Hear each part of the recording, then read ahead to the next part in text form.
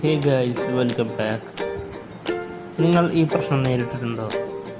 നിങ്ങൾ ഒരു camera phone തിരഞ്ഞെടുക്കുമ്പോൾ 100 മെഗാ പിക്സൽ ക്യാമറയുള്ള ഒരു ഫോൺ തിരഞ്ഞെടുത്തു.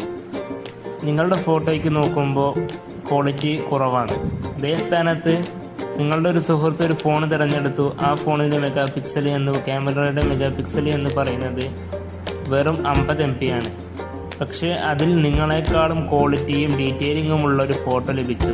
അപ്പോൾ നിങ്ങൾ ചിന്തിച്ചു, എന്താ എൻ്റെ ഫോൺ മാത്രം ഇങ്ങനെയെന്നുള്ളത് നിങ്ങൾ ചിന്തിക്കുകയാണെങ്കിൽ ഇതിൻ്റെ കാരണം എന്താണ്? നിങ്ങൾ എങ്ങനെയാണ് ക്യാമറ ഫോൺ തിരഞ്ഞെടുക്കേണ്ടത് എന്ന് നിങ്ങൾക്ക് അറിയാതെ പോയി തിരഞ്ഞെടുത്തു എന്നുള്ളത് കൊണ്ടാണ്. അപ്പോൾ നമുക്ക് എന്തെല്ലാം ശ്രദ്ധിച്ച് ഫോൺ എടുത്താലാണ് നിങ്ങളുടെ ക്യാമറ DSLR ക്വാളിറ്റി ആവുക എന്നുള്ളതെല്ലാം ഞാൻ പറഞ്ഞു തരും. നമുക്ക് നേരെ വീഡിയോയിലേക്ക് പോകാം. Let's go.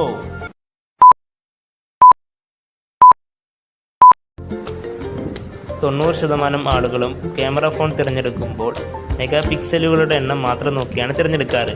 ഇതല്ല ശരിക്ക് ക്യാമറ ഫോൺ തിരഞ്ഞെടുക്കുമ്പോൾ നിങ്ങൾ ചെയ്യേണ്ടത്. ക്യാമറയുടെ സെൻസറിൻ്റെ കുറച്ച് കാര്യങ്ങൾ നോക്കി മാത്രമാണ് ക്യാമറ ഫോൺ തിരഞ്ഞെടുക്കേണ്ടത്. അപ്പോൾ ഇത് എന്തെല്ലാം ഡീറ്റെയിൽസായി പാർട്ടായി എൻ്റെ വീഡിയോകളിൽ വരുന്ന ഫസ്റ്റ് പാർട്ടാണ്. നിങ്ങൾ തീർച്ചയായും മുഴുവനായി കാണുക. ക്യാമറയുടെ ഹാർട്ടാണ് സെൻസർ എന്ന് പറയുന്നത്. ഇനി സെൻസർ എന്താണ്?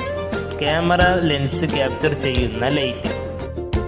അതായത് നിങ്ങളൊരു ഒപ്റ്റിക്കലിൻ്റെ ഫോട്ടോ എടുത്താൽ ആ ഫോട്ടോയിലുള്ള ലൈറ്റ് ആൻഡ് ക്യാപ്ചർ, അതായത് ഇതിലുള്ള ഡീറ്റെയിൽ ക്യാപ്ചർ ചെയ്യുന്ന ഒരു സെൻസറാണ് സെൻസർ എന്ന് നമ്മുടെ ക്യാമറ സെൻസർ എന്ന് അറിയപ്പെടുന്നത്. ഈ സെൻസർ പ്രോസസ്സ് ചെയ്താലാണ് അതിലുള്ള സ്കിൻ ടോൺ, അതിലുള്ള ഷേപ്സ് എല്ലാം നമ്മുടെ ഫോട്ടോയിലേക്ക് വരുന്നത്.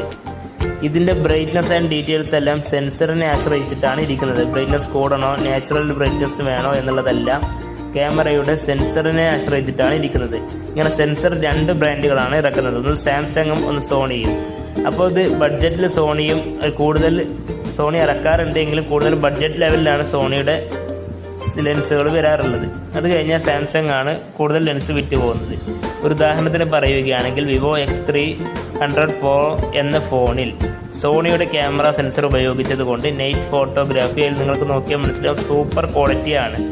അതിൻ്റെ കാരണം അതിലെ സെൻസർ സോണിയുടെ IMX989 എന്ന സെൻസർ ആയതുകൊണ്ടാണ്. അത് വളരെ ഡീപ്പായിട്ട് ഞാൻ പറഞ്ഞ എല്ലാ കാര്യങ്ങളും അതിൽ ക്യാപ്ചർ ചെയ്യുന്നത് കൊണ്ടാണ്. iPhone 70 Pro Max നല്ല വലിയ ക്യാമറ സെൻസറാണ്. Natural tone and sharp perfect photo നൽകും. അതായത് നിങ്ങൾക്ക് ഡീറ്റെയിൽ ആയിട്ടുള്ള എല്ലാ ഇതും അതിൽ നിന്ന് ലഭിക്കുന്നതാണ്.